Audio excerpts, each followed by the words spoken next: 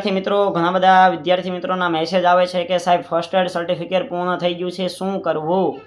તો વિદ્યાર્થી મિત્રો ફરીને ઘણી બધી વાર વિડીયોના માધ્યમથી છે એ તમને માહિતી આપી છે, પણ તમે જ્યારે વોટ્સઅપની અંદર મને પૂછતા હોય ત્યારે તમને સમજાવવું છે એ થોડુંક મારે અઘરું પડે, કારણ કે ઘણા બધા વિદ્યાર્થીઓના છે મેસેજ આવતા હોય અને પછી આપણે એને કંઈક ફર્સ્ટ એડ રિલેટેડ એમના ક્વેશ્ચન થાય તો એ આપણે માહિતી આપીએ અને ફરી પાછો એ મેસેજ કરીને મોકલે કે સાહેબ પૂરું થઈ ગયું છે, નવું કઢાવવાનું નથી, કોલ ઉપાડતા. આવી બધી જે પર્સનલ ચેટમાં જે વધારો થઈ જાય છે, એક બાજુ ટાઈમ ન હોય આપણી પાસે અને બીજી બાજુ વિદ્યાર્થીઓને એવું થાય કે સાહેબ આપણને છે રિપ્લે જલ્દી નથી આવતા.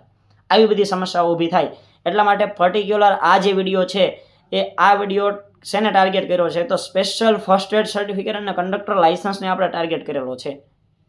હવે જે વિદ્યાર્થી મિત્રોનું અહીંયા પ્રોવિઝનલ મેરિટ લિસ્ટની અંદર નામ આવી ગયું છે, મતલબ કે એમને ખબર જ છે કે આપણે લેખિત પરીક્ષા દેવાની છે, આવા વિદ્યાર્થી મિત્રોને એક પ્રશ્ન થાય છે કે સાહેબ અમે ફર્સ્ટ એડ સર્ટિફિકેટ અને કંડક્ટરનું લાઇસન્સ પૂર્ણ થઈ ગયું છે તો હવે શું કરવું? ખાસ એક શબ્દ ઉપર ભાર દેજો, બરોબર?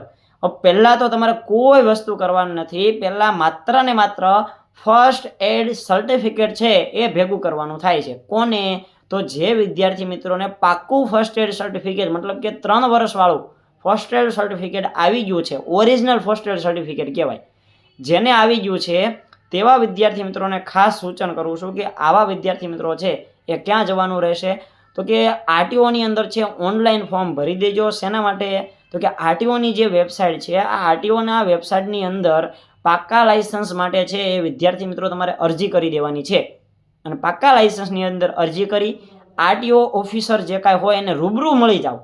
રૂબરૂ મળો, એને પૂછો કે પહેલાં અરજી કરવાની છે કેમ, કયા ડોક્યુમેન્ટ જોઈશે. એમનામ અરજી કર્યા વગર તમે છે એ જૂનું જે લાઇસન્સ હતું કે જેની વેલિડિટી પૂર્ણ થઈ ગઈ છે એને રિન્યૂ કરી આપશો કે નહીં, આ બધી માહિતી તમે આરટીઓની અંદર જઈ અને મેળવી લેજો. કોને આ કામ કરવાનું છે?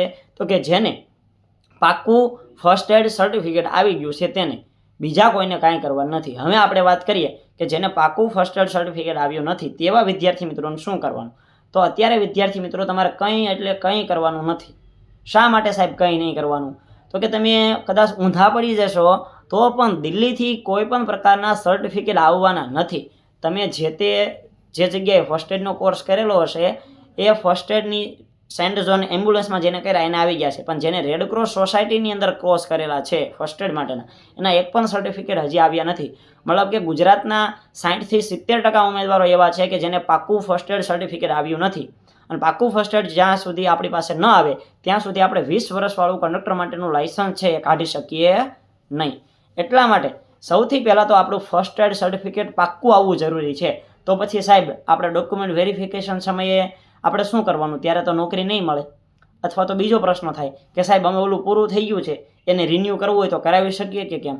તો વિદ્યાર્થી મિત્રો આના માટેનો એક જ ઓપ્શન છે કે જ્યારે તમારું ડોક્યુમેન્ટ વેરિફિકેશન આવે તમને ખબર પડી જશે, તમારું લેખિત પરીક્ષા તમે પાસ કરી નાખો, ફાઇનલ લિસ્ટમાં નામ આવી જાય, પછી તમારું ડીવીની અંદર નામ આવે એટલે કે ડોક્યુમેન્ટ વેરિફિકેશન કરવાની અંદર નામ આવે, તે સમયે તમારી પાસે યાદ રાખજો, શબ્દો યાદ રાખજો, તે સમયે તમારી પાસે કંડક્ટરનું લાઇસન્સ અને ફર્સ્ટ એડનું સર્ટિફિકેટ બંને હોવું ફરજિયાત છે તે સમયે. સાહેબ તે સમયે ન આવ્યું હોય ત્યારે શું કરવાનું? હવે યાદ રાખજો, જો ન આવ્યું હોય તો તમે જે જગ્યાએ ફર્સ્ટ એડનો કોર્સ કર્યો હતો એને જઈ અને તમારું જૂનું જે પૂરું થઈ ગયું છે એ ફર્સ્ટ એડ લઈને જવાનું અને એને કહેવાનું કે મેં અહીંયા કોર્સ કર્યો હતો, 1.5 વર્ષ જેવું થયું છે, તેમ છતાં પાક્કું ફર્સ્ટ એડ નથી આવ્યું, અત્યારે મારે નોકરી પેન્ડિંગમાં છે, એટલા માટે તમે મને 1 વર્ષવાળું છે ને એ પ્રોવિઝનલ કાઢી દો. કયું? First aid certificate.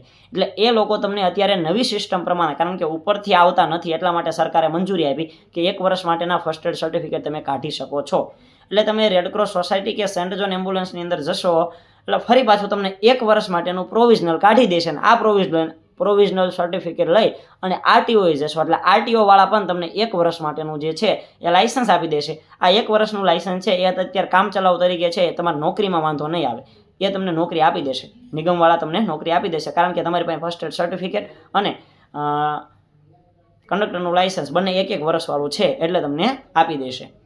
પછી 1 વર્ષ પછી પાકું આવી જાય ત્યારે તમે તમારી પ્રોસેસ છે તે કરી શકો. સાહેબ એની અંદર નંબર ફરી જાય, આ તે બધી વસ્તુઓ થાય. હા સાચું, 100% નંબર ફરી જાય, નંબર ફરી જશે, પણ તમારે જૂનું નવું બંને બતાવવાનું રહેશે. નવું કઢાવેલું બતાવવાનું અને ડોક્યુમેન્ટ વેરિફિકેશન સમયે તમે ફોર્મ ભર્યું ને એમાં જે નંબર નાખ્યો હતો એ નંબરવાળું જે પૂરું થઈ ગયું છે વેલિડિટી એ બતાવવાનું. એટલે એમને ખબર પડે કે હા જે તે સમયે જ્યારે આપણે ભરતી બહાર પડી ત્યારે આ વ્યક્તિએ છે એ કોર્સ કરેલો છે. બરોબર. તો બંનેના પ્રશ્નો પૂરા થઈ ગયા છે. જે લોકોને ફર્સ્ટ એડનું સર્ટિફિકેટ પૂરું થઈ ગયું છે, પાક્કું આવેલું નથી, એ લોકો છે એકવાર તપાસ કરો ક્યાં સુધીમાં આવશે. જો ન આવે એવું હોય તો પછી જ્યારે ડોક્યુમેન્ટ વેરિફિકેશન આવે તે સમયે વિદ્યાર્થી મિત્રો 1 વર્ષવાળું છે એ પ્રોવિઝનલ સર્ટિફિકેટ કઢાવી લેજો. જે વિદ્યાર્થી મિત્રોનું આવી ગયું છે એ ફટાફટ આરટીઓમાં જઈ અને પાક્કું જે છે 20 વર્ષવાળું કંડક્ટરનું લાયસન્સ કઢાવી લે. અહીંયા સુધીના જે કંઈ પ્રોબ્લેમ હતા એ એવું લાગે તો 2 વાર વિડીયો રિવાઇઝ કરીને જુઓ. નાની બાબત નાના છોકરાઓને સમજાવતા હોય એ રીતે સમજાવીએ છીએ, તોય નાના પ્રશ્નો છે એ તમને વોટ્સઅપની અંદર પૂછો છો અને પછી લેટ આપવામાં રિપ્લે લેટ આવે કે કોઈ એ પ્રકારના આપણે આન્સર આપીએ તો તરત કે સાહેબ તમે સરખા જવાબ નથી આપતા, સાહેબ તમે રિપ્લે મોડા આપો છો. તો આ વિડીયો તમારા માટે બનાવેલો છે. એટલે હવે જે વિદ્યાર્થી મિત્રો ફર્સ્ટ એડ સર્ટિફિકેટ કે કંડક્ટર લાયસન્સને લગતો પ્રશ્ન પૂછશે એટલે આ વિડીયો હું એને સેન્ડ કરી દઈશ. એટલે વિડીયો જે કંઈ મૂકીએ એ ફટાફટ છે એ જોઈ લેવાનો. બીજું હજે કહું છું, હજી પણ તમને કંડક્ટર લાયસન્સને લગતા કે ફર્સ્ટ એડને લગતા કોઈ પ્રશ્ન હોય તો નીચે કોમેન્ટ બોક્સ ખુલ્લી છે. આ વિડીયોની અંદર જવાબ ન આપ્યા હોય એવા પ્રશ્નો હોય તો જ નીચે કોમેન્ટ બોક્સની અંદર હું જવાબ આપીશ. અન્યથા તમારી કોમેન્ટ બોક્સ છે એ નોટિફિકેશનમાં જોઈ લઈશ, જવાબ આપીશ નહીં. એટલે હજી પણ કાંઈ પ્રશ્ન હોય, ડાઉટ હોય તો નીચે કોમેન્ટ બોક્સની અંદર છે એ વિદ્યાર્થી મિત્રો અવશ્ય પૂછજો. આવા નાના મોટા વિડીયો છે, માહિતી છે એ અવશ્ય તમારા સુધી પહોંચાડતા રહેશો. એટલે ચેનલને સબસ્ક્રાઇબ કરવાની બાકી હોય સબસ્ક્રાઇબ કરી બાજુનું બેલ આઇકન ઓન કરી દેજો. મળીએ છીએ નવા વિડીયોમાં નવી માહિતી સાથે. Thank you for watching this video. જય હિન્દ, વંદે માતરમ, ભારત માતા કી જય.